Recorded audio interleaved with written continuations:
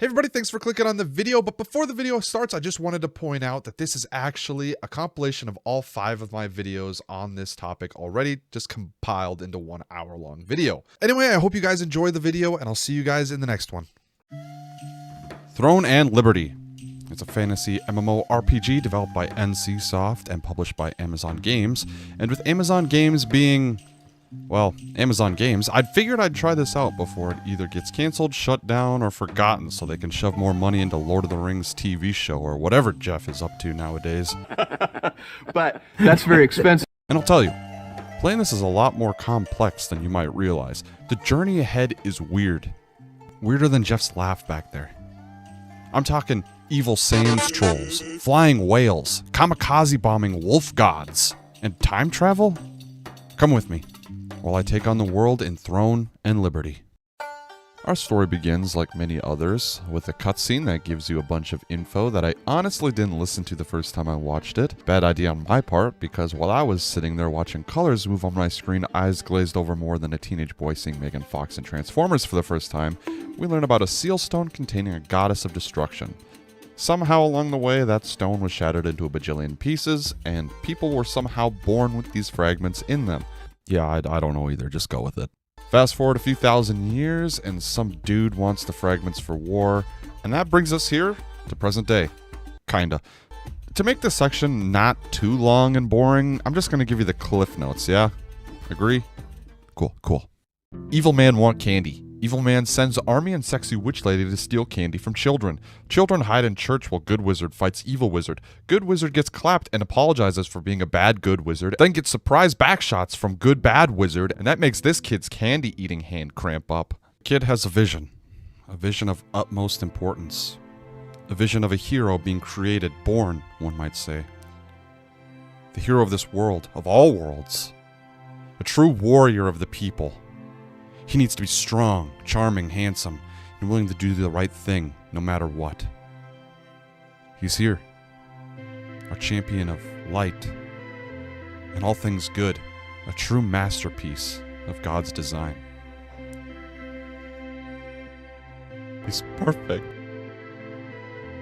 The schnoz. The chin. Wow. Truly a sculpted work of art. Anyway, our hero is surrounded by mist and thrown into a mysterious land, and directly into conflict. He fights his way through, finding himself to be in a somewhat familiar town, when suddenly a swarm of monsters appear and surround him. Using his gifts from whatever holy being made him, he transforms his body into a jaguar and escapes with ease, until a wizard stands in his path that he must defeat. Halfway through the battle, the wizard drops their disguise, revealing that they're actually the sexy evil wizard. But seriously, why do that? I don't get what the point of that. Unfortunately, her plan worked, and she captures our hero. Right when she's about to end our journey, the bad good wizard somehow still wants back. Fucking, I can't do this with a straight face. The bad good wizard somehow still wants his back blown out and jumps in the way, officially allowing him to die doing what he loved. Taking it from behind. Our hero looks up at the 2 villains and wakes up. We learn our hero's name, Tingus for short. We meet one of our friends that says we should get some fresh air by delivering a map to our other friend. Then we open the door to the rest of our journey.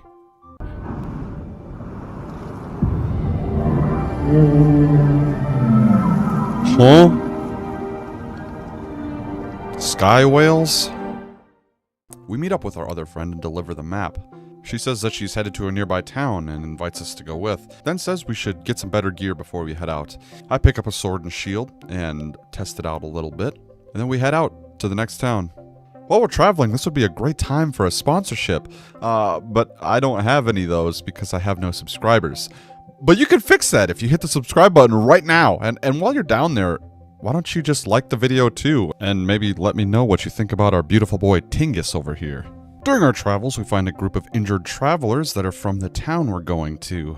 We help them out by killing a bunch of tree guys while making our way over to the unbreakable pulley that is the only way to get in and out of the town that isn't by boat. And it's broken. Why would they call it the unbreakable pulley if it's breakable? Oh, it's just a pulley. I just made up that title for a joke in the video. My bad. I start helping the injured, and this weird ghost thing starts following me around. I get distracted by a weird glowing rock, and a candy-eating portal opens up that shoots me to the sky, because that's what candy-eating portals do, you know?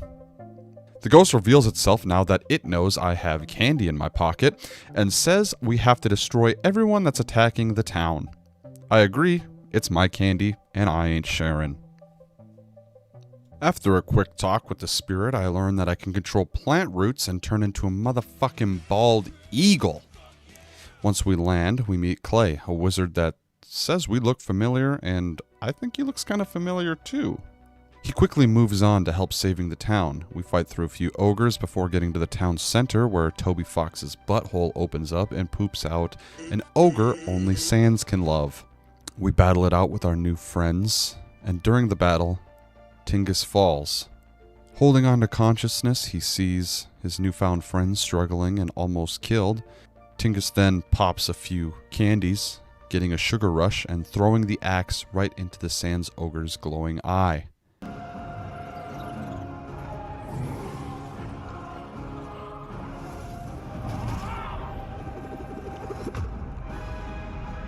Whoa. Right in the eyeball. Take that, Sans. Coming down from the sugar rush, Tingus passes out, remembering a piece of his past. The bad good wizard. He worked with Clay to save us in that church. Yes, it's true. This young boy is Tingus. You can't see the resemblance? Come on, man. It's clear as day. They got the... you know. Tingus awakens as his candy-eating hand cramps up, and we talk to Clay, who thanks us and tells us that we ate too much candy and overloaded our body with sugar. Clay has a friend in Castleton who's a researcher on the candy cramps, and he tells us to touch his rock to temporarily enhance our eagle power. We say goodbye to our two friends, whose names I've already forgotten, and take the leap of faith, heading our way to Castleton.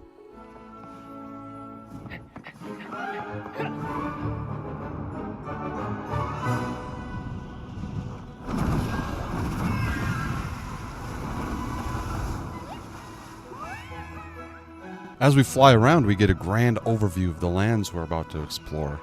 And I don't know about you guys, but this opening was just weird enough to get me hyped up for the journey ahead. Like, what mysteries we'll uncover? What foes will we vanquish? What... Are you fucking kidding me? Excessive requests? I'm playing the game. I haven't been requesting anything. I've been watching a cutscene. After landing and looking around town, a guild recruiter immediately recognizes the Great Tingus and begs me to join his guild. I decline as Tingusius doesn't need friends. I'm a lone wolf. We explore the town a little, meeting the shopkeepers and interact with the glowing runestone, giving us great insight to the town's backstory. Can I skip this? I'm gonna let the real nerds take care of the lore. Tingus continues to wander around a little more before finding Clay's friend's hidden shop with a bright purple glowing sigil on the front. Maybe I've overestimated you, Candyman, thief, bad guy, whatever you are. We go into the ultra-secret shop and meet Martinet. She explains her sister also has the candy cramps and is looking for a cure and thinks a mana calming potion will help us and her sister. But oh dang, she's all out of ingredients and she needs to stay here at her shop. So she tells us to go to the nearby farming land and get some rancid powder. Sounds tasty. We accept right before having another hand cramp. Oh dear. You look... Look what? Your symptoms are clearly getting worse. Hurry. Beautiful. Bring me some rancid powder.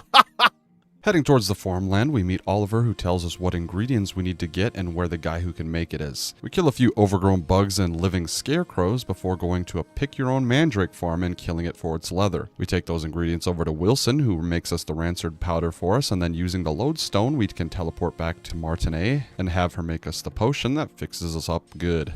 Martinet then asks us if we could deliver some of that potion to her sister and offers us a sick hat if we do. Aw, look at me now. Beautiful. We meet up with Martinet's sister's bodyguard, and she tells us that Adriana, Martinet's sister, has left because the bad man's spies were closing in and her candy cramps aren't getting any better. We go up to double check the bodyguard's work, seeing that she was indeed right. The spy smelled the candy on me and tried to take it before Helpy, our helper, helps real good.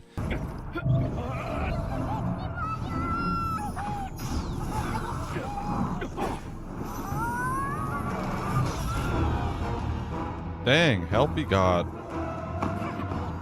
You dare something. interfere with our plans? I'll kill you! Swiftly killing the candy nappers, we find Adriana's diary, explaining that at one point, Martinet got captured by the candy cadets and forced Adriana to do a ritual to make it rain. The bad guys made some tweaks to the ritual, making the rain into a curse, causing the lands to be corrupted by evil overgrown bugs and monsters. The bad guys went to go kill Martinet and Adriana before Adriana, using her sugar rush, killed all of the bad men and now suffers with an extreme case of candy cramps. Eesh, look at that arm. We go back to tell Martinet the bad news, only to find that she's gone, and left a note saying that she already knows that her sister left and she went to go find her. Feeling alone, with no lead ahead, I do the only thing I can think of. I leave, just like my dad did that night. After leaving, I hear a cry for help. Reinvigorated with purpose, I follow the sound before meeting a young girl. Talking with her, she starts yapping about some boy named Henry who died saving her from a pack of wolves, and that there's a contest for killing as many wolves as possible in his name. She wants a trophy from said contest to give to him as a gift. Having nothing else to do, I suppose we could do that. It's not like we just learned about cursed rain or a fellow candy muncher we could try and help instead. We go talk to the man who gives out the trophies, and him, being absolutely terrible at his job, asks us to do it for him. Deciding to waste more time, I oblige and go get a bunch of bait for him. After giving him the bait, he promptly gives it directly back to me and says, "Well, you already did half my job, so you might as well finish it," and tells me to deliver it as well. Thinking I'll be delivering it to someone more competent, I go and give the bait to the big boss. He promptly asks me to do his job as well, because no one in this godforsaken town knows what they're doing, I guess. I do that, and then decide, due to everyone's incompetency, to just gather the materials and make the trophy myself. While doing this, my hand cramps up from all the hard work I was doing, and see a vision of an evil wolf standing over a spirit deer.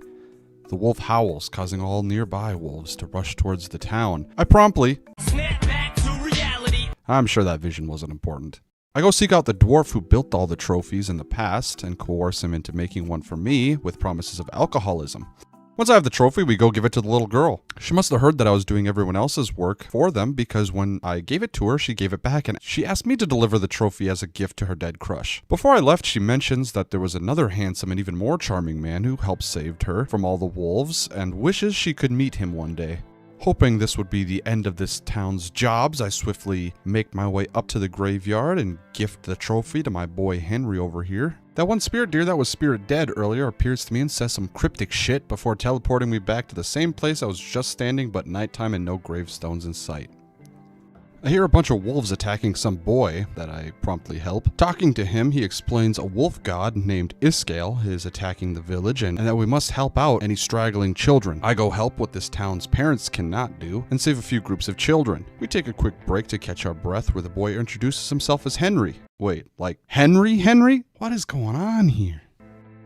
We save a few more children and kill a few more wolves before Henry says we have to hurry or else he'll miss it. I ask what it is, and he explains he keeps having a reoccurring dream of a deer telling him what to do. He asks us to take the children to safety as he runs back up to the temple we met him at. We reunite the children with their extremely irresponsible parents and see a flash of light up on the mountain before we're back to our normal time of day. The not-so-dead spirit deer tells me that I have the power of Iskale and the heart of Henry, and that I should not be afraid of my candy power, as it's just a tool to wield. My hand cramps up, but I remember the words that were spoken to me literally 2 seconds ago and master it. The deer then continues to spout some cryptic shit about having a great journey and choosing my path, and then vanishes. I then find a book explaining the story of Iskale and Henry. Henry basically just ran back to the top of that mountain and blew himself up along with Iskale. So great to know I have the power of a kamikaze pilot and a stupid-ass wolf god. All jokes aside, this adventure has been great, and I've been feeling kinda nostalgic already, so I climb to the top of a cliffside and look out over the water to where we started. I reminisce with my new friend Helpy. We talk about how great our adventure has been, how much we've both grown as people, and then Helpy flashes with a flicker of light. Helpy realizes her time is up and says goodbye, and hopes we meet again soon. We embrace for possibly the last time as my one and only friend that stood with me through all that's happened disappears in a glow of light. I stand there, looking back at my hometown, alone, and not a clue where to go next, as a flicker of excitement ignites in my chest for the journey ahead. Psych! I don't need that bitch! Tingus is a lone wolf, remember? A few moments later. Oh boy. I think that last statement was pure copium. Tingus, come on, man. We gotta go do all the things the intro said we were gonna do. If you're gonna be antisocial, you can't meet new friends, Tingus. I knew you'd see reason, Tingus. What are you... You know what? Doesn't matter. Let's just go, man. And go he did. Tingus wandered around town for a while before finding a mysterious note that looked like a contract, so he delivered it to the contract man. He tells us that this contract should be in a place called the Starlight Observatory Ruins, but ended up here instead. Tingus, wanting to be helpful and potentially meet new friends, said he would deliver it for him. The contract man gave us a look, thanked us, and said if we wanted a friend, we should just turn around. And that's when we met him.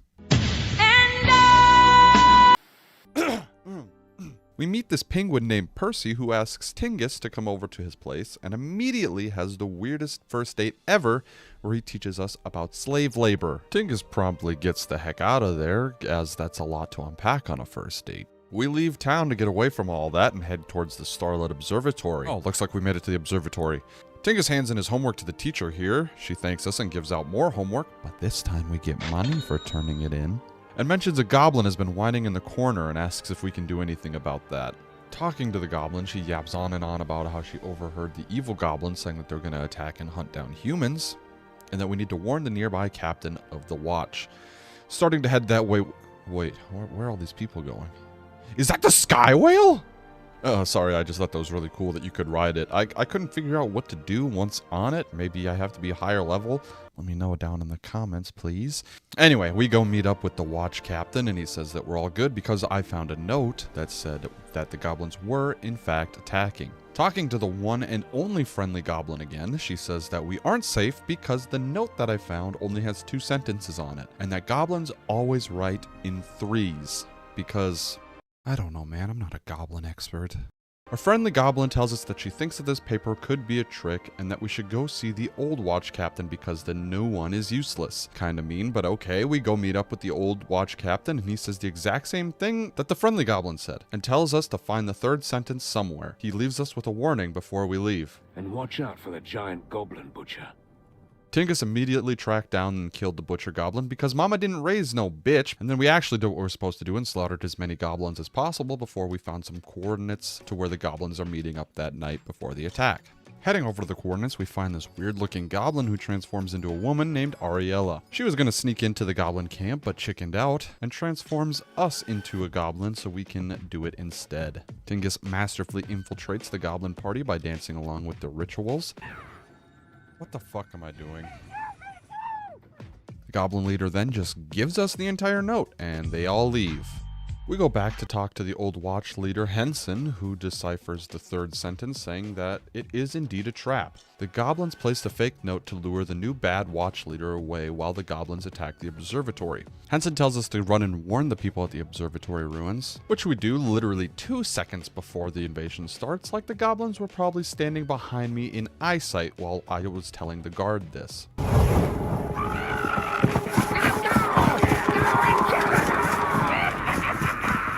We fend off the first few waves of goblins with some fancy traps until the leader goblin shows up and starts attacking.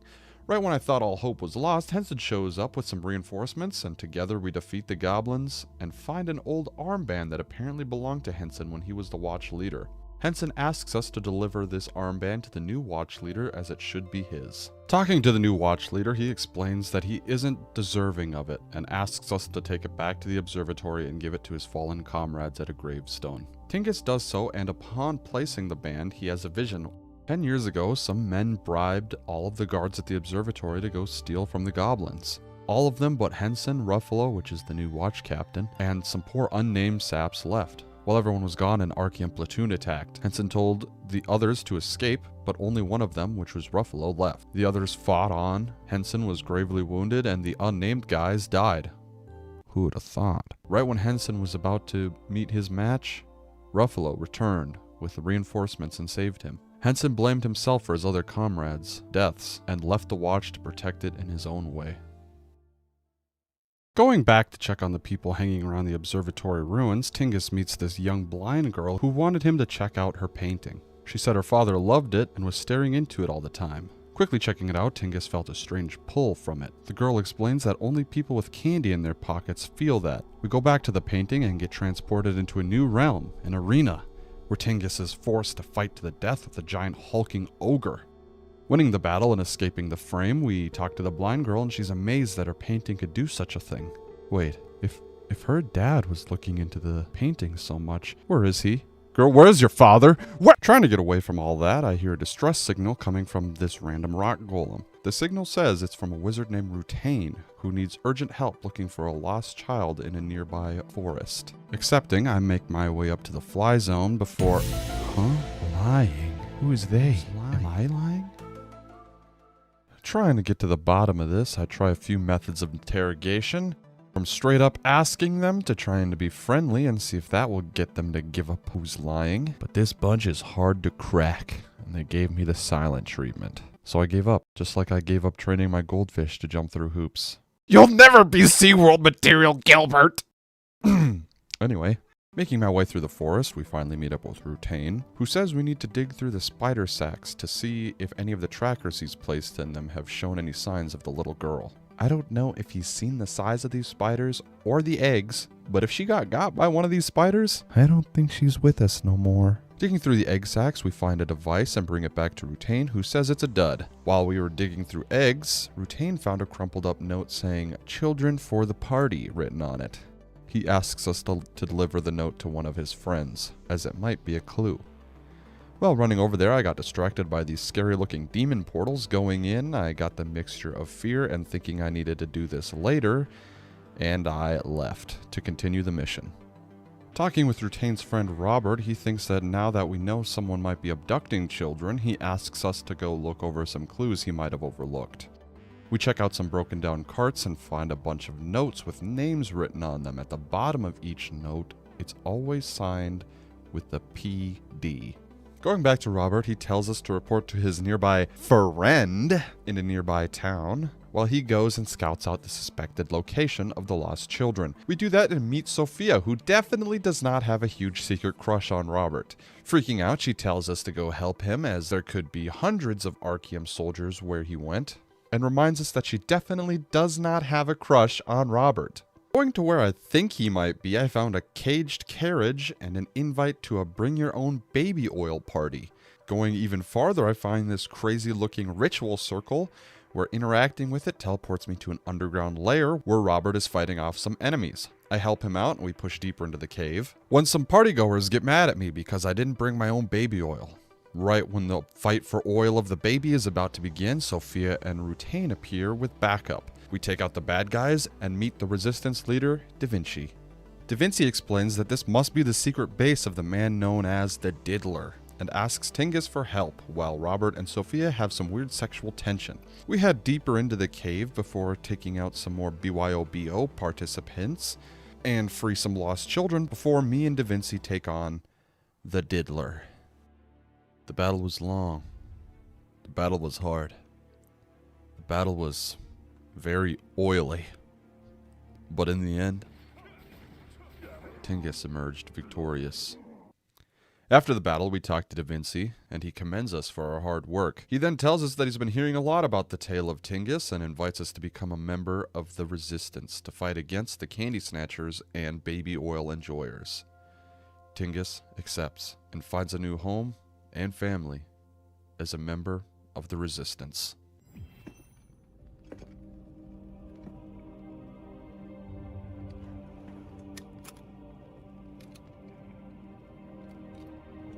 I look forward to seeing you in action.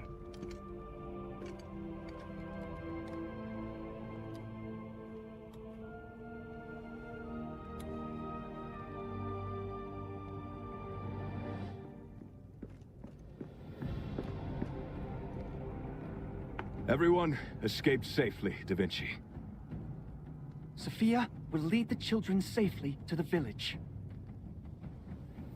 Let's head back.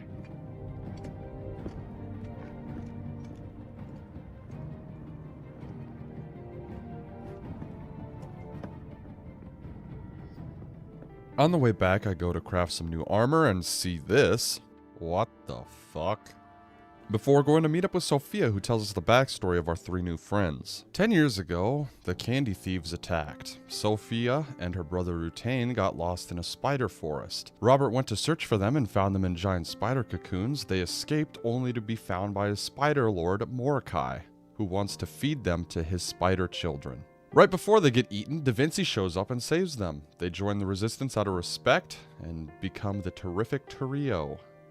Deciding I need more of a challenge, I talked to this lady who lost her book in a bunch of dungeons, apparently. How she lost her singular book in a bunch of different dungeons is beyond me, but I squad up with a bunch of other players and take on this underground labyrinth.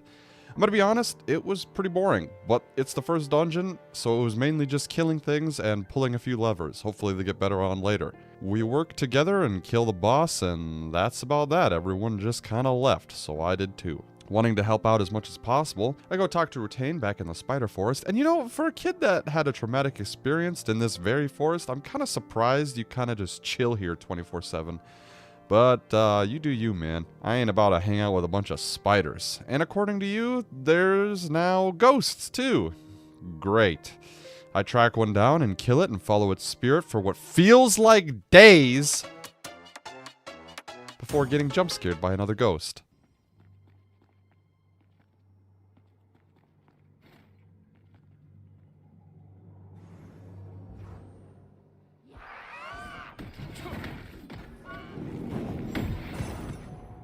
Not gonna lie, that kind of jump scared me. No, it keeps going? For fuck's sake. Realizing I don't have to follow that one for the quest line, I promptly don't, because I don't want to follow a ghost orb no more, and go tell Rutain what happened. After that, I decided to go back to the city and look upon my new base of operations for now, and just think about the new places that I've been, all the new friends I've made along the way, like the goblin that I can't remember the name of, the watch leader, the other watch leader, the terrific trio, my new gym bro. I'm not sure about you still, and all the other people I've met along the way. You know, I think I finally found something here, a purpose, a drive, friends. You know, maybe we lost some friends, but we'll find them again. And maybe some new ones along the way. I think that's why this story is so exciting at the end of the day. It may be random and disjointed, but because of that, you never really know what's gonna happen next. And how exciting that is. I can't wait to see what happens next. Can you?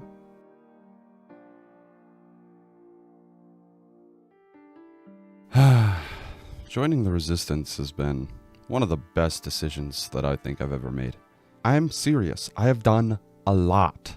I saved the cat from a princess spider, did some cursed brain experiments, learned to swim as an otter, found a pirate's not so buried treasure, did so much mining, got turned into a lamb, got turned into a rat, stopped some evil cats, see the vision of the candy thief, discovered a hotel with ghosts, got paid off not to tell others about the ghosts, got my own apartment, became Henson in a weird flashback, made way too many of these new doll friends, got a giant egg for a giant omelet, ran through a spirit tree, watched a man versus dino bird headbutt competition, and participated in so many world events. But hey, that's just the life of Tingus nowadays, baby. Very busy guy. But I've been hearing about some new disease and something about a golem heart, so I should probably stop fishing and go do that instead. Looking around for any sign of the disease, I hear a lady crying out for help. Talking to her, she explains that her husband went missing. She said he had the case of the suds and got sent out of town to quarantine. The lady wonders if her husband is still alive and asks us to find him and deliver a note to him. Going not even 30 feet outside where the lady was standing, I start to see the true sickness that's been festering in this town. A tax collector. Oh, and all these sick people laying around in front of a fire. Talking to the strange Reaper-looking lady, I try and ask her why a tax collector is hovering over all these poor people. She takes off her mask, revealing herself as Sophia, and explains that she is burning the sick stuff to prevent them from being taxed as unrealized gains, and asks if I want to help. I don't even answer, I just promptly start burning these fine people's cherished memorabilia. Remembering why I'm here, I ask her about that lady's husband. She explains that he is not here and that Dr. Leonardus might know and to go check with him. Walking into this doctor's office like an absolute badass, I ask, "What's up, doc?" and he says to check on his patients for him. Talking to the first two, they mentioned that they didn't think that they were sick, but feel much better now that they've been taking a green medicine that the doctor prescribed to them. They also mentioned that ever since taking that medicine, they've been hearing voices that keep them up at night. A little weird, but nothing compared to the third patient who's just asleep and just decides to say this. Blood. Offer. This is sus as fuck, bro. This is so sus. What the heck is going on? Blood. Treating this like it was the 2020 lockdown again, I call an Among Us meeting and explain my concerns about the people hearing things. Doc Leon over here does not help his case when he says, Oh, really? It's finally begun. Thank you for your help. You may go now. I do not trust this guy. Then when I asked him about the green medicine, he kicked me out of his office. Something weird is going on here. I go tell Sophia that I think Leonardus might be the imposter, and she tells me that she needs more proof before she votes him out. I could tell Sophia's never been through her Among Us phase because she then explains that she has to go do her tasks in electrical alone. I tell her to watch out for the event in electrical and then go wait till nighttime to do my thing.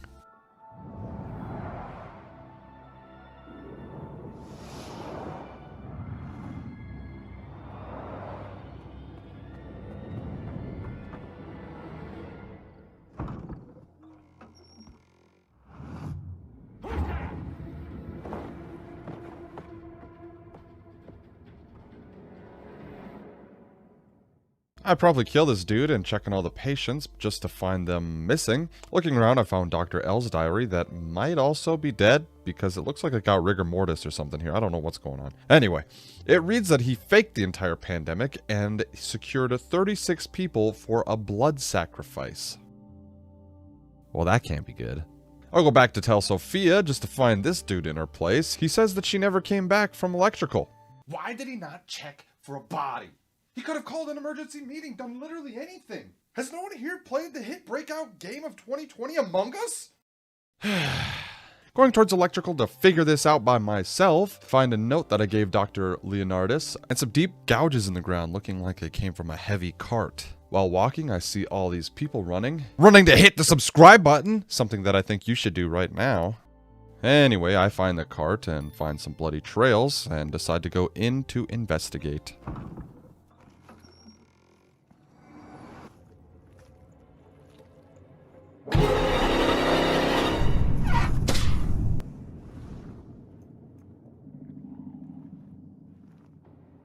Going to make sure Sophia's alright, she is promptly out cold. And next to her we find a pair of glasses that the game insists that look like Leonardus's, but everyone that wears glasses in this game has this pair of glasses. I swear, am I crazy? I feel like they've only modeled one thing of glasses for this game. Anyway, Robert and Rutain rush in to help. Talking with Rutain, he notices Sophia has puncture marks on her neck and has been infected to become a ghoul by a vampire lord. Vampires? They're vampires now? Come on, man.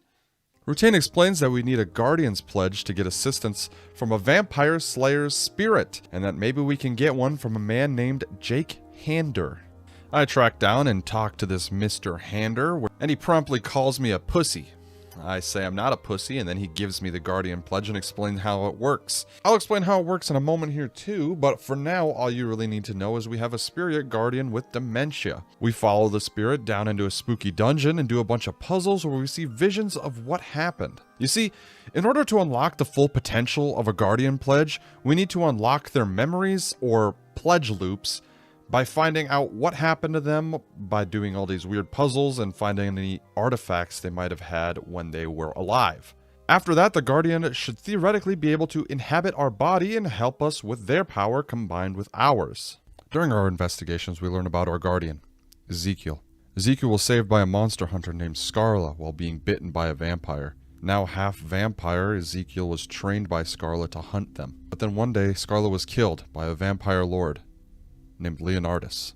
Ezekiel vowed for revenge and became a master vampire hunter over decades. He found Leonardus and fought to the death with him. Sadly, Leonardus was too powerful and won. Before Ezekiel died, he forged the Guardian Pledge with his blood and became a guardian, vowing to save others from the monsters he failed to defeat. Bad ass. With all that figured out, we just needed one more piece, Ezekiel's dagger, to unite the pledge and gain his power. But right before we could grab it, a familiar figure appeared behind us and pushed us aside. Leonardus, in his true vampire form, took the dagger and destroyed it. And all hope was lost. We failed, doomed to the fate of Ezekiel and all the others that stood in Leonardus' way. Until...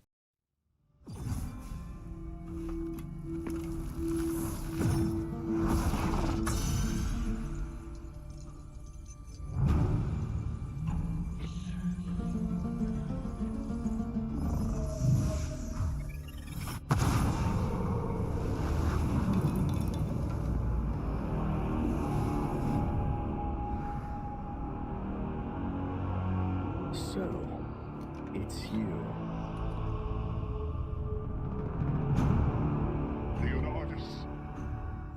With the full rage and fury of Ezekiel and the raw power of Tingus combined, we fight. Long and hard over the next coming nights, before finally finishing off the vampire lord Leonardus, saving Sophia, and finally avenging Scarla.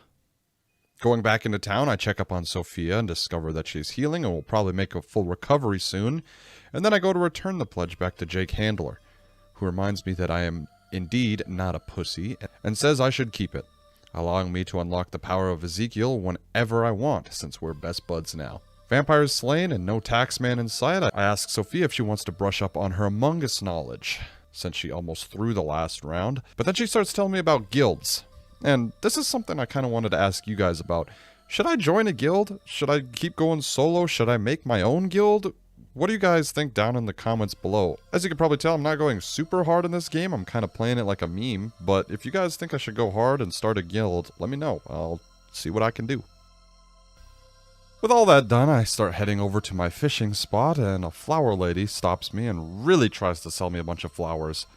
After saying no multiple times, she cracks and says that she's a resistance spy with a secret message from Da Vinci for me.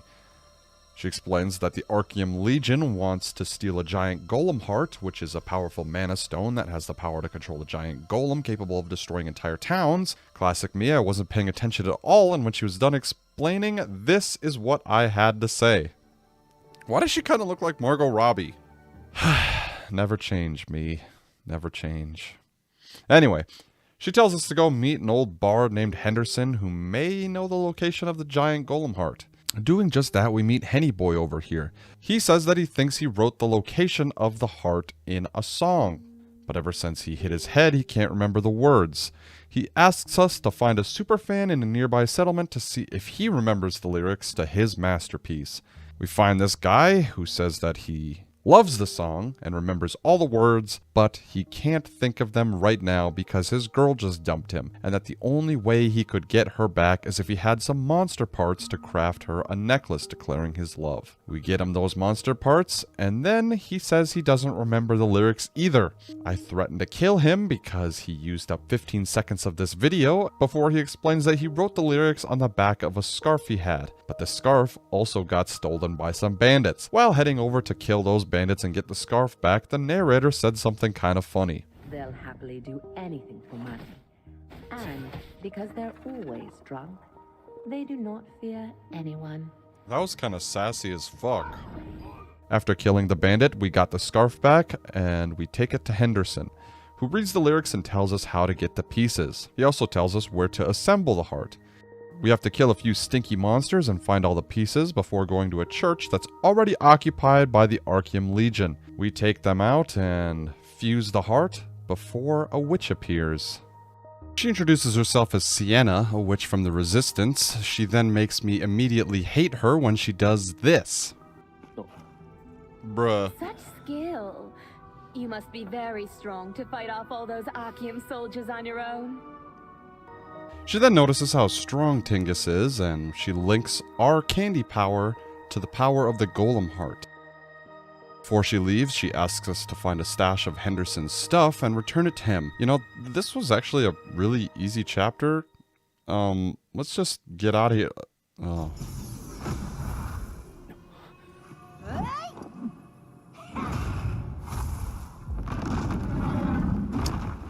Fuck.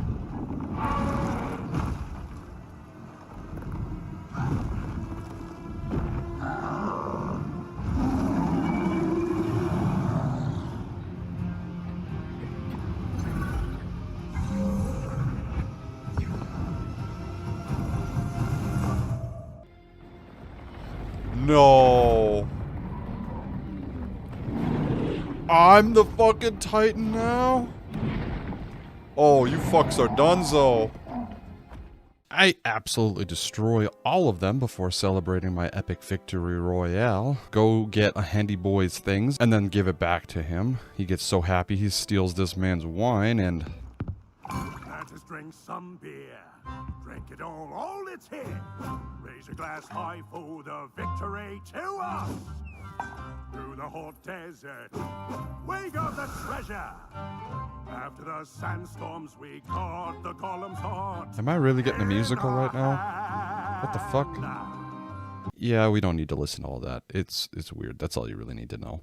Henderson tells us about a tower him and his group made brick by brick and that we should check it out if we get the chance. I go check it out and read the plaque, and that explains what Henderson and Sienna's group did way back when. A few years ago, a dude named Fernand controlled Stoneguard. He wasn't great to the people there, and that made a small resistance group pop up to mess with Fernand and the Archeum Legion there. One day, Serena and the bunch showed up and tricked Fernand into giving her a bunch of cash to go find the golem heart for him. They did a bunch more trickery before taking back the town with the giant golem. And basically, every time they did a good deed to free the town, they placed one stone onto this tower until it was as big as it is now. And you know what? That's kind of admirable. I mean, I should definitely remove a rock for what Sienna did to me earlier, but hey, maybe this is something we should all work on doing. Pick something that you want to get better at, something you hope to achieve, or something you hope that will just get better. And every time you or the world makes a step in the right direction, add a tally. It may seem like it's a slow or impossible task, but hey, life may be short, but it's long enough to make an impact. Big or small. And I'm in a desert. I hate it here. I don't know, man. I just wanted to see some greenery again and maybe ride the sky whale. But there are things to do here. I can feel it. We're about to get Dune up in here. On with the adventure. Wandering through the desert like a crazed maniac, I stumble upon a ghost. Cool. Apparently this ghost has been chilling here for over 10 years. He says he's worried about his daughter, who is now captain of the Sandworm Raid Group. How he knows this from 10 years of standing here with no one talking to him is beyond me. But he says we should check on her and stop her from fighting Queen Belandir, a giant sandworm. Now, I'm not afraid of no sandworm, so I go check out the sandworm's destruction to test its strength. I find a broken house. That's nothing to me.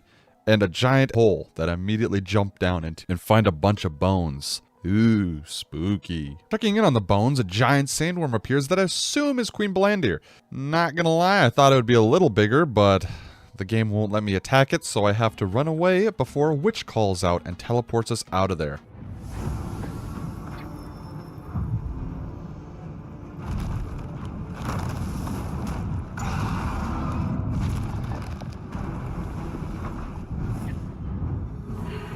Hurry! Hurry it up!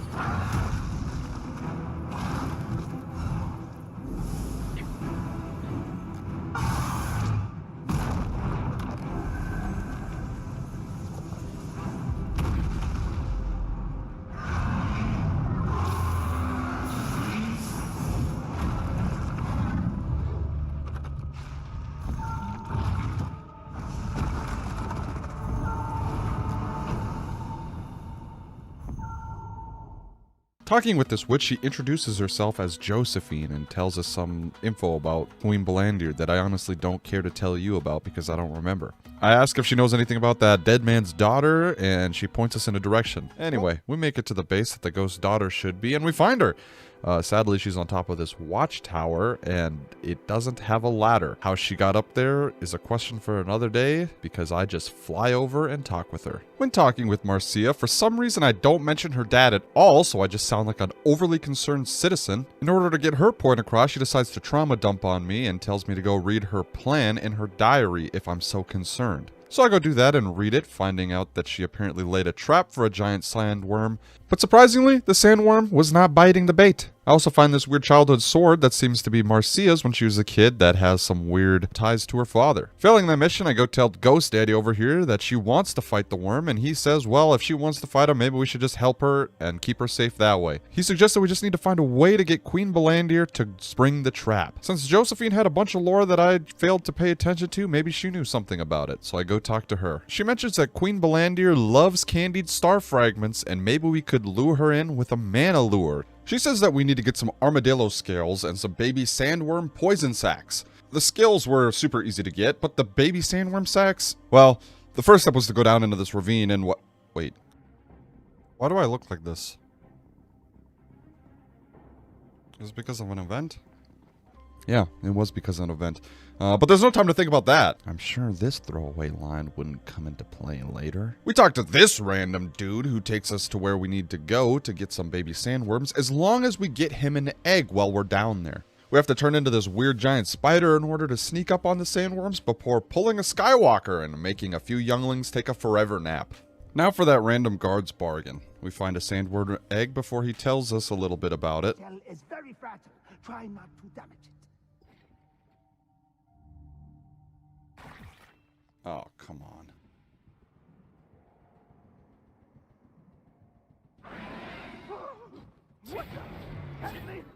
I make the grieving sandworm mama take a forever nap as well before skedaddling the heck out of there. And I bring the ingredients back to Josephine. She tries to make the lure before the crystal she had broke and tells us we need to make a pure one. Listening to some of the lore, it seems like all you really need to do to make a pure one is water. So why are all the crystals not pure? Who doesn't have water to craft the decent quality stuff? What kind of Timu crystals are you buying, lady? Anyway, we collect some cactus water for her and I'm do a bunch of mining before I talk to this bird. Yeah, that's about what I expected. And then we bring back the goods to Josephine, where she makes a good crystal and then a good mana lure. We bring the mana lure back to the ghost man's daughter, who got down from the watchtower with no ladder somehow, and she tells us to go help a nearby troop so then they can come back to her in order to have as many people as possible to kill Queen Blandir. On the way over, I look at the nearby grasslands longingly and... oh man, are they having a party over there without me? Forever alone. Well, remembering that at least there was an event nearby where I have to go, I go and check that out. Very good.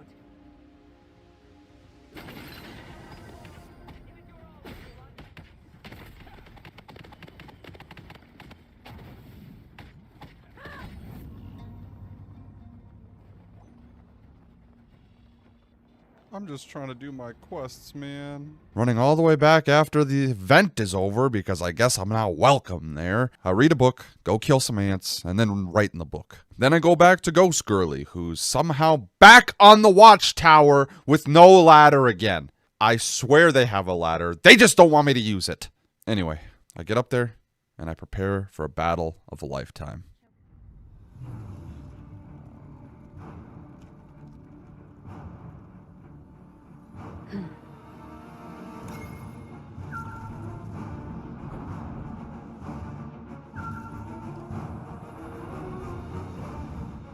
There she is.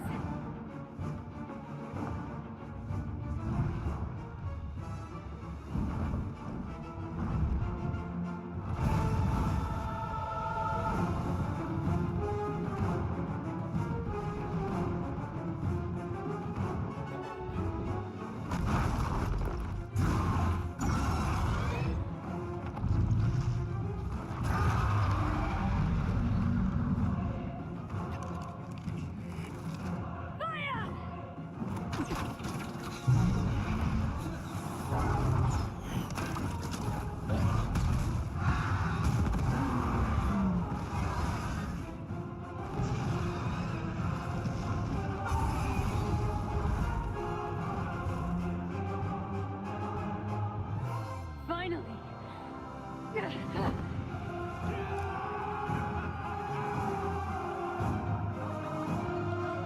Why are they celebrating? It's not even...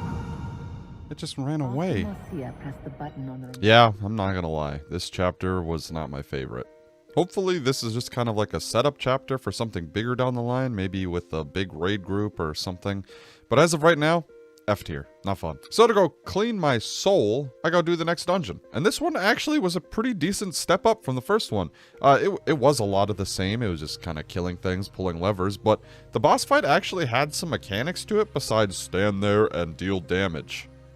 Neat. Oh, what's that? You wanted me to go over the epilogue of the last chapter? Too bad. I just said I didn't really like that chapter, and I just want to move on. Going back to that town that took me in after getting gunned down like a dog, I met this random night lady who was worried about some kid named Lucas who went to go check up on some imp sightings. I agreed to check it out for her and find him just chilling with some imps before playing victim and getting me to kill all the imps and close the portal for him. He tells us that he heard something weird was going on over by the abandoned towers, so I say I'll go check that out for him too. Going to check it out, I find this weird burnt corpse. Definitely suspicious. And climbing up the tower, we find some burnt pages and a weird artifact at the top that, of course, I touch. Touching it shows me what happened here. Some dunderheads decided to do a satanic ritual to summon a demon, and, you know, I don't know. I never understood this trope. Usually they want power or something, but they always get betrayed and the demon kills them. How dare you bring uninvited guests?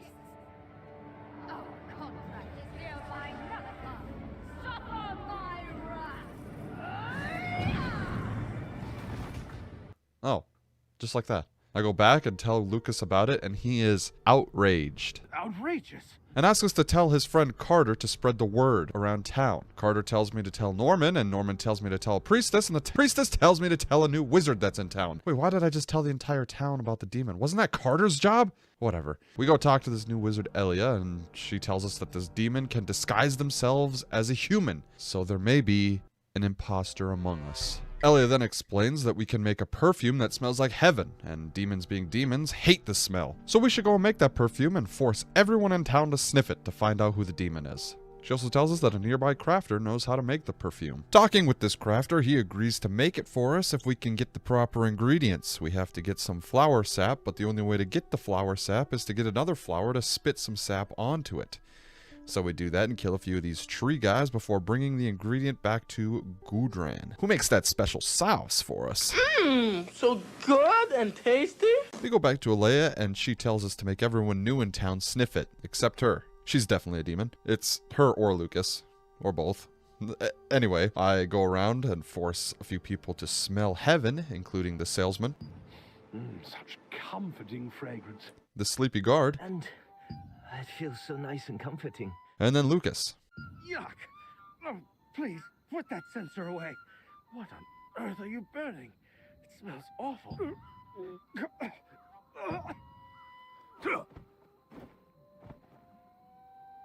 Shocker. We chase him down and make him smell it some more to confirm it's him or something, and then he transforms into his true form, explaining that he's not the demon of lies we were looking for, but the demon of knowledge. During the fight, I'm convinced that there was some sort of mechanic with these hearts, but I didn't do it, so this made the fight actually somewhat difficult, almost killing me. Luckily, my skills to bash my head into a brick wall are quite strong, giving me the fat W. We then do some puzzles where we have to hold a goat statue into this light, making the Demon of Knowledge's secret library open up, where you can read a bunch of books about demon politics that I didn't read. I go back to camp to tell Leia that we killed the demon, but not the demon, and she's missing, and left me a portal to go find her. Yeah, so she's the demon that we're supposed to be killing, huh? Well, we go down to the portal to find her, where she tries really, really hard to gaslight me. And you know, for being the demon of lies, she's really bad at doing just that. No reason to lie about that. You're a stubborn one, aren't you? And yet, it was that stubbornness of yours which got you to kill Harvest, so I won't blame you. Foolish human. Now that you're no longer of any use to us, I'll relieve you of that star fragment.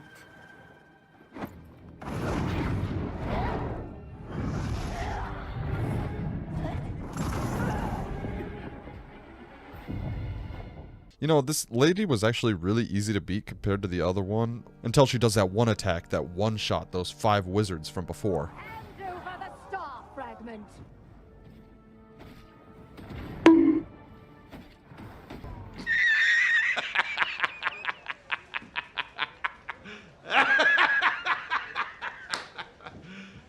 You serious? The epilogue of this chapter explains a little more of this backstory, basically saying that these Shadowmancers were... Wait, they were just jealous of another cult that actually had a demon, so they summoned another one?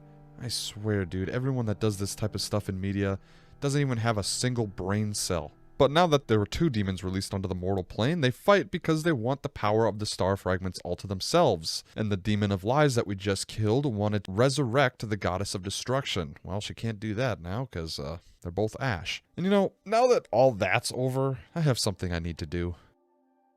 Ride the sky whale. I'll ride the sky whale and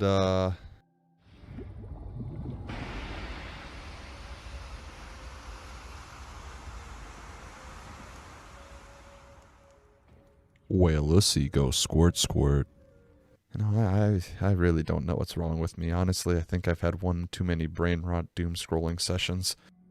But you know, now that I'm up here and looking out at the desert, maybe it isn't as boring and disgusting as I originally thought it was. From up here, it's almost beautiful.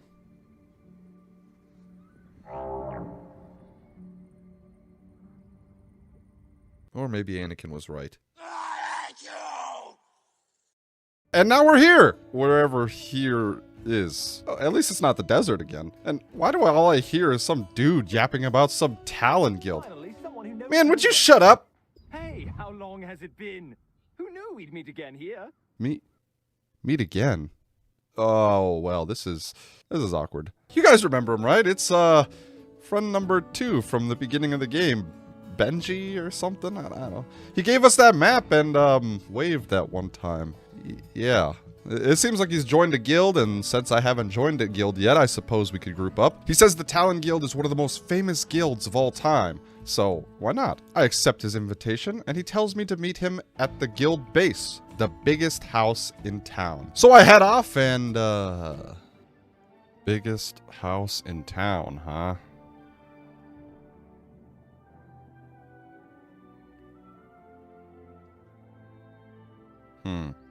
Slightly disappointed, I go in and talk to the 2 guild members. I tell them that Bingo sent me and that I'm interested in joining the guild. After talking with them for a while, they explain that they're looking into orcs. The Phonos orcs to be specific. Yada yada yada, some festival of fire. I have to go team up with this definitely not evil wizard named Zarek, and I head out. I go meet up with Zarek, and he immediately turns me into an orc to go chat with all the other orcs. Time to find out what's good in the cave. That was bad, I'm sorry. They all mentioned a rival clan named the Akidu and how they keep stealing their kids from them, and that they're trying to set up this festival of fire in order to gain more power to destroy the rival clan. Are we the bad guys here? What's that? Literally all of them said I smelled after I talked to them. Never mind, let's continue with the mission. Reporting back to Zarek, he wants to check on some devices he hid inside the festival grounds and take out the chief priest. He shows me a relic that only candy boys can turn on apparently, and it simulates an eclipse. Wow, talk about a MacGuffin. After turning it on, I turn invisible and the day turns to night. I then have to become super sneaky and go to the center of the festival, where I then immediately throw away my sneaky disguise, start murdering people, and collect all the relics hidden around the camp. For what reason? I have no idea, because we immediately then go take down the chief. Well, I try to. Right when I'm about to make this guy take a forever nap, Zarek teleports him away for some reason. I'm sure that's not suspicious at all. Anyway, apparently something urgent has popped up, so now we have to meet back at the guild base. And that urgent thing is you hitting that subscribe button, because I don't like looking at these numbers. And you can help fix that by pushing it. Please? Oh, and Blunky has gone missing, actually. The guild suspects the Akidu tribe. Being that Buga is my friend, I volunteer to go save him. Before leaving, Zarek gives me a magic morph potion and a portal straight to the Akidu Valley. Going through, I find an orc who's so drunk he thinks that I'm one of the orcs. I ask him where Blanky is, and he says something about throwing all of his stuff in a cellar or on a cliffside, so I might as well go check both. Checking the cellar, I found a notebook, and checking the cliffside, I find...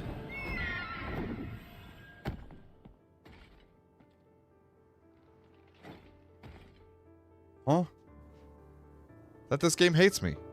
Going back to the drunk orc, I ask him where Beluga is again, and he tells me to go check the main base. I go there, and before going in, I might as well drink up that potion that Zarek gave me.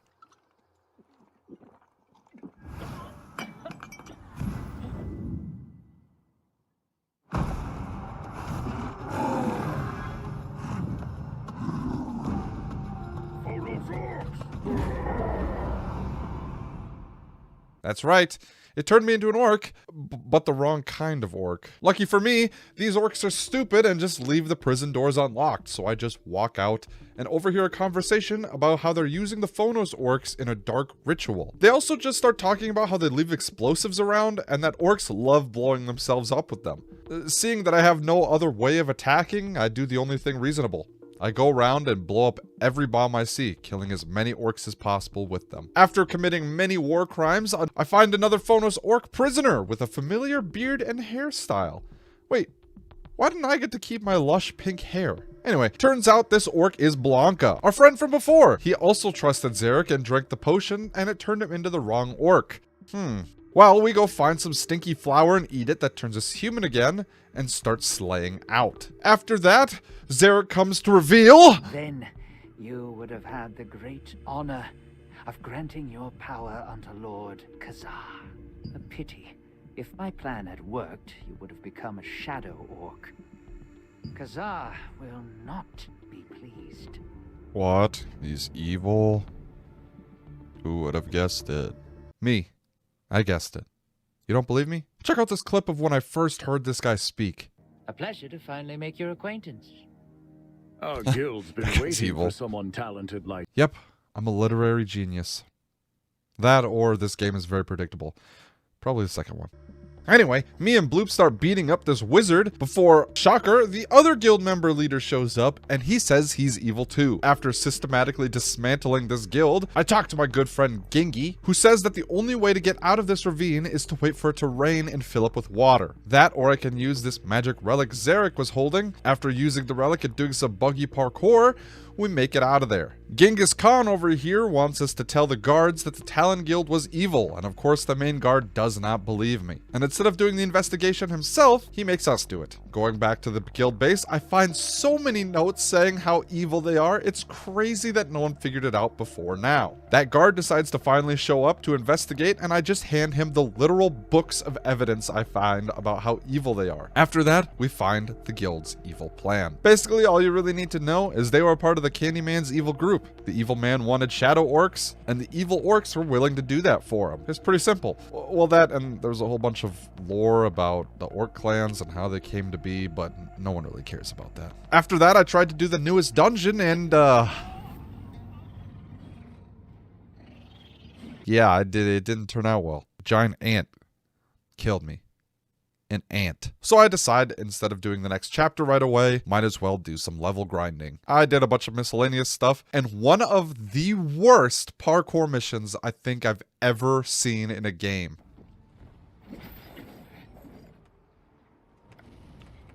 No. What the Who did this? Who thought this mission was a good idea, dude? What the fuck? Well, now that that's out of the way, I go talk to this old lady who keeps screaming about how her son is missing. Once I go talk to her, she says that she wants me to go look for him at his guard post because he's missing his birthday dinner. I open my moist lips to tell her, no, go find him yourself before I see, lady, your feet are in the ground. Yeah, she literally can't move to go look for her son. So, yeah, I guess I'll go do that for her. And let me say this before we continue on. Tingus is not feeling strong right now. Even after all the level grinding, this new area is not fun. Everywhere you go, there are hostile enemies ready to chase you. I can't even do damage. Someone help! Oh, I made it. Never mind. Talking with the patrol leader, he says this lady's son is on patrol and hasn't come back yet. So instead of doing his job and going out to find him as usual, I go around and pick up these little knickknacks that he dropped and oh my god, they're everywhere! Please, send help! Oh, I made it, never mind. Going deeper into the cave, I find more trinkets that this guy keeps leaving everywhere before finding a ritual room where... Wait, Clay? Whoa, the storylines are all coming together. Characters are actually starting to cross over from one chapter to another. I'm starting to feel like all these characters that I was helping out just didn't matter because I'd never see them again, but here's one of them, so that's kind of cool. Anyway, Clay says he's trying to find some missing guild members that he can't seem to find, but he knows that there's something up with this room. If we can figure out a way to dispel this magic, we should be able to find something. After doing some moon puzzles that honestly took me way too long to figure out, a secret room appears, and we find a missing guy. He's all shadowy and still alive, but he can't wake up for some reason. Clay takes him back to the guild base and tells us to meet with him there. Going to this new guild base, we find a bunch of guild leaders fighting over who can kill all the Lycans first. They think that the Lycans have something to do with all these disappearances, and to be fair, all signs point to them, and it seems like they're not great. Well, who am I kidding? I've been there. It's not great. So why have they not taken care of them yet? Guess that doesn't matter much because Clay doesn't think that's the case. He says we should wait and see what Sleeping Beauty has to say, but doesn't want to wait for him to wake up. So he sends me to collect some ingredients for a wakey potion, and I go collect some water, kill some trees, before going back to Clay's office. And hey, it's Henson! The gang is all coming together for this chapter, huh? Anyway, he says that there are missing people everywhere before Clay shows up to make that potion. He sprinkles it onto the sleeping boy, and he wakes up. He then starts talking about how he got lured into a cave by a weird noise that kept getting louder the closer he got. He said he went into the cave with a friend, and some dark smoke took his friend. After that, he starts ranting about some smoke before screaming and going back to sleep. Guess he really was a sleepy boy. Clay confirms that the Lycans did not do this and tells me to go check in with a few guards in a nearby graveyard about missing people. Talking with a guard, he says he just got there and he wants me to go check out a crypt where people keep disappearing. We have to collect some spirits and kill a bunch of skeletons that beat the crap out of you while you're watching a cutscene before a dark portal appears and yeah, I got sucked in. Place is really creepy and there's a bunch of shadows everywhere. And while we're in here, we see visions of past adventures, but something's off. In these visions, we fail to save the people we helped until a giant portal appears and we're pulled towards it, before snapping out of the vision and teleporting back. Still getting attacked by skeletons, by the way.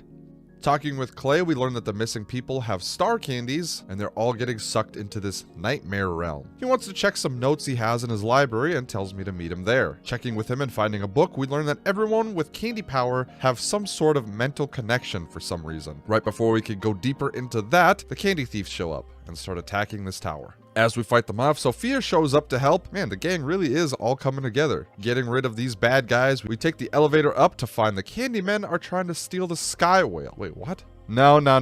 I just got to ride that guy. You are not taking him. I destroy all the mages who are trying to sap the power from this big guy. Talking to Sophia, we learn all the Candymen are connected to the missing people and that she needs reinforcements elsewhere. I quickly agree that I'll help her. This is a super urgent matter and she was worried that we might not make it in time, so we better start moving. We turn to start sprinting before...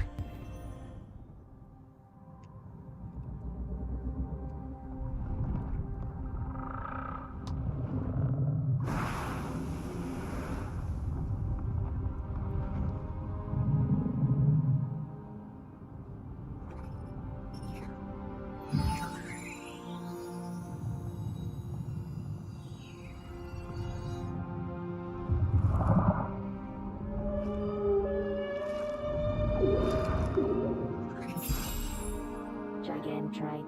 Think. Boarding. Oh, it seems Gigantrite wants to return your favor. You can ride Gigantrite to the Shattered Temple. It's all right. Go ahead.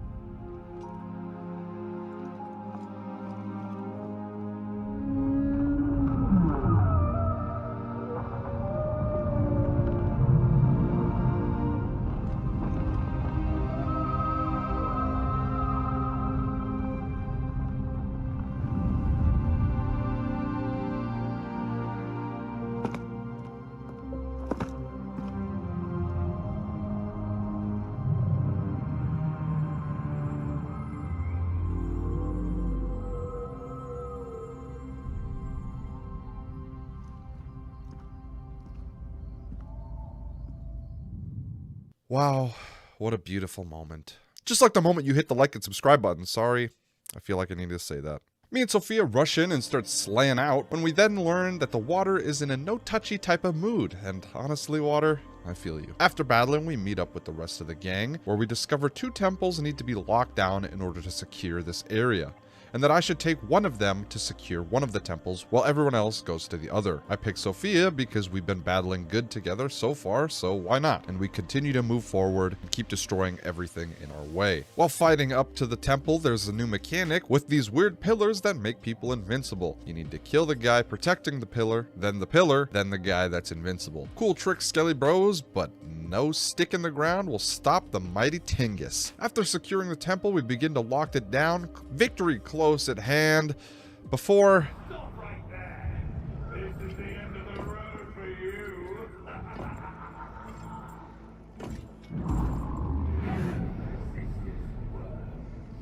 I prepared a nightmare.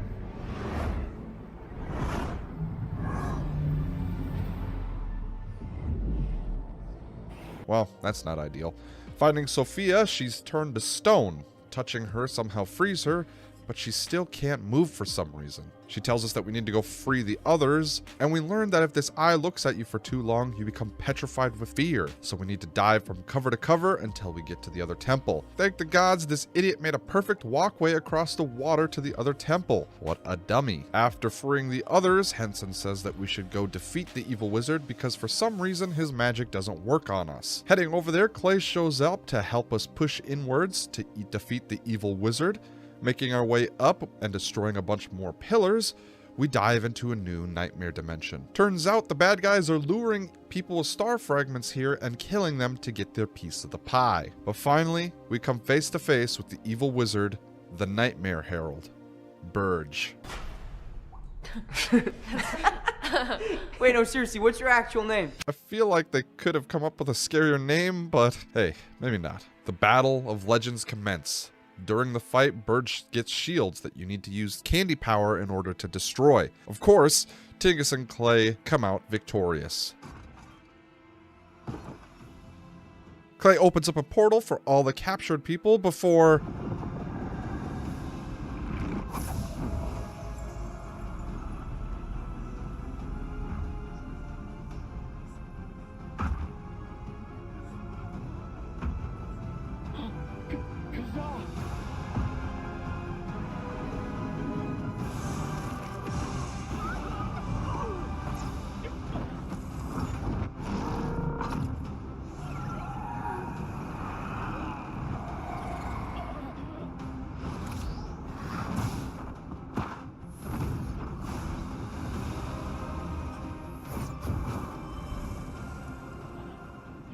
Get out of here, please!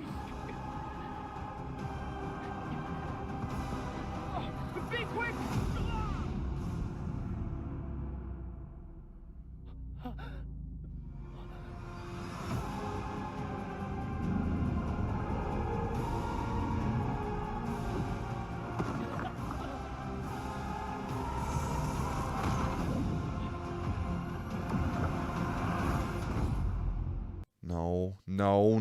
No! How many wizards are gonna take back shots because of me, man? Oh! Lunar scans for Clay, but can't find him. Talking to Henson, he expresses his concerns, but tells us he needs to clear the area and tells us to bring Clay's things back to his office. We do that and have one more sad moment again, with Lunar D lost as he scans for Clay and can't find him. Is he dead? Or worse, stuck in the Nightmare Realm, captive to whatever Khazar has planned. We learn that Da Vinci has stopped the undead horde, making the area safe again, for now. In the end, that was only a taste of the Candyman's true power. And I'm beginning to think we're hopelessly outmatched. Most of the realm is still trapped under the Archeum's control, but I know one man who's up for a challenge of saving the world. But first, I think we have some thinking to do. So I go to the only place I could think of, to where it all started. Looking out at the water, I question if Tingus really has it in him to stop this threat to this nation, to this world. When one superpower hovers over us all, what's one man to do against an army? But then I remember. All the adventures I went on, all the people I've met, all this world has to offer. And that's when it hit me. I'm not alone. I have my friends by my side, and all over the world there are people just like me, ready to step up and fight. Step up for what's good and what's right. And together, who's going to stop us?